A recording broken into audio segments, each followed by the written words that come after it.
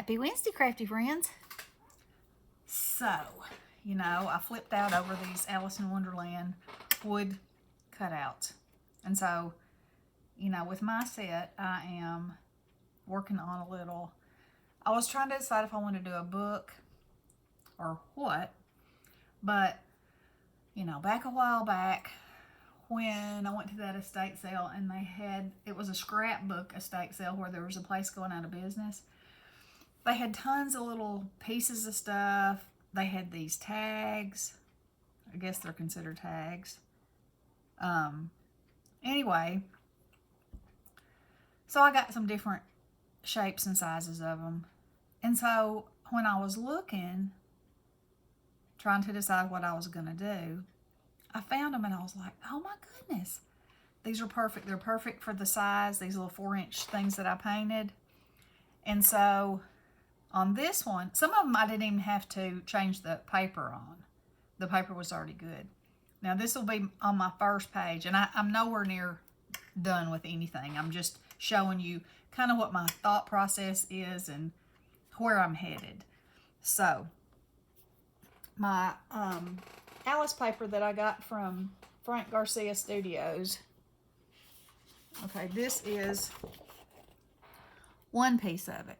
So you can see I cut it out, put it on there, distressed around the edges, and then my little Cheshire cat that I painted, I cut out a bunch of these leaves and gave them some dimension and gave them just a little bit of veining.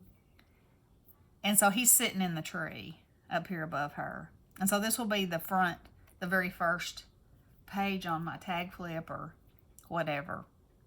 And then that's what the paper was already on the back. So, anything with an old clock is perfect in words and that kind of thing. So anyway, I have decided which character I want on the front of which page. And I have, either put paper on it or decided I was going to use what they already had on them. And now the fun begins. So that's the kind of part I kind of wanted to share with y'all. So when I'm crafting the way I do things, just like I said, I knew I love these little wooden shapes and I painted them. And so then I knew I wanted to do some kind of book or something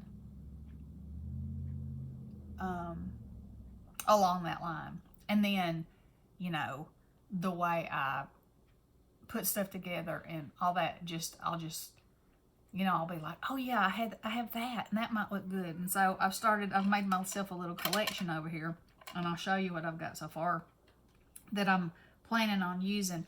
But I want to make each one of these like a mixed media, eye candy, so to speak. So that's going to be my front cover. Okay, and so this is what I'm working with so far. And none of it's glued down except for I did take the origami paper, which is like this, and tore it and glued it down over the top of this. And then this is part of the ephemera.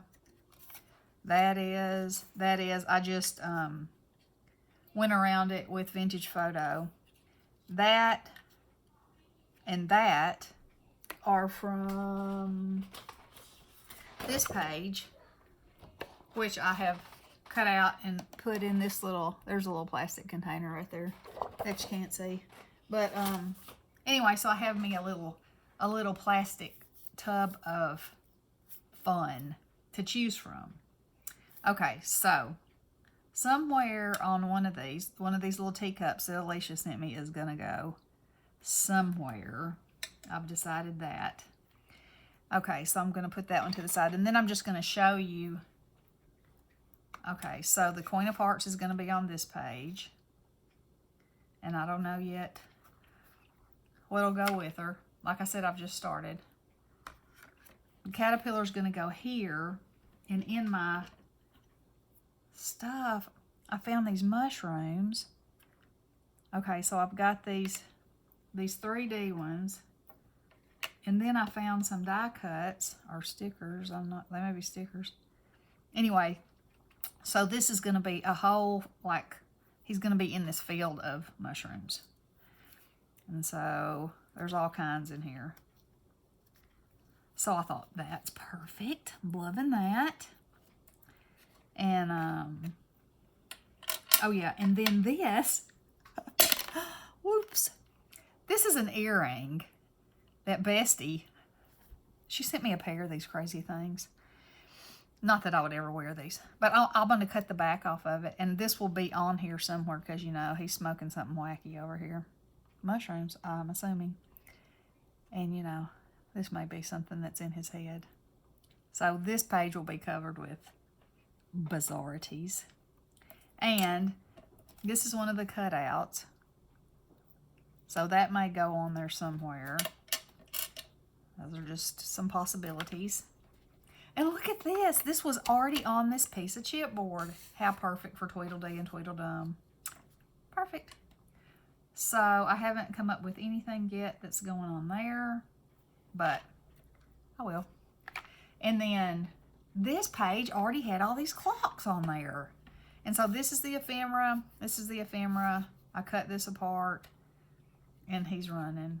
And I will put, you know, I have the watch crystals, and I'll put watch crystals on the top of all of these if I have them that are the right size, and I feel like I probably do. And I don't know. That's where I've gotten with that so far. Okay. And so this one, here's Alice, and she's afraid. She's startled. So the possibilities are pretty much endless with her.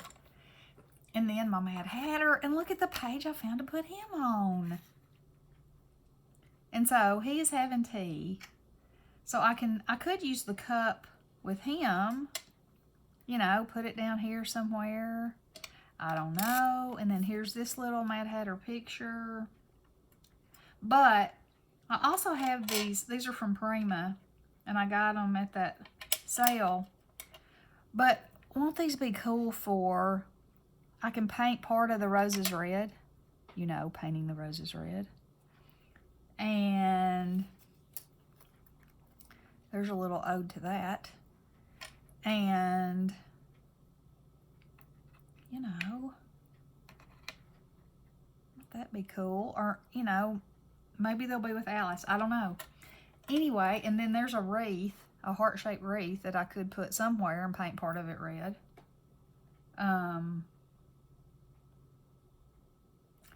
So, and then I have this, which I think is a Tim Holtz thingy. Anyway, I'm going to hang it from somewhere with nothing behind it. You know, an empty frame. I think that's cool. And so in the ephemera, it has this dimensional bottle, which I will cut that off. But definitely, this bottle will be in there somewhere.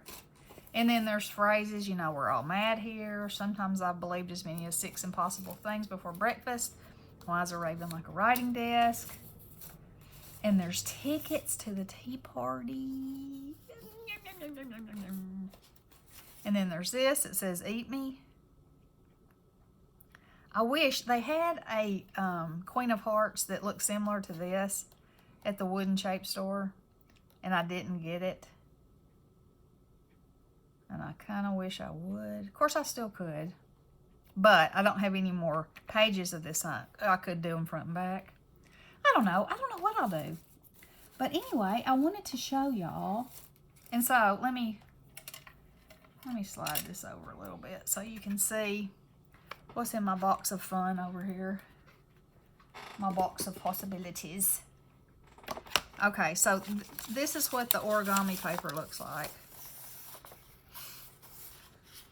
Okay, and then this is ephemera, or yeah, and whoops, and so I can still cut those apart, and so I have this whole little box of treasures. Oh, and these will have to go. The thing about this is, look, it has him on the front and the back, And I hate to glue him down, either one of them down on something. So I might make a belly band or a little pocket and put it in there.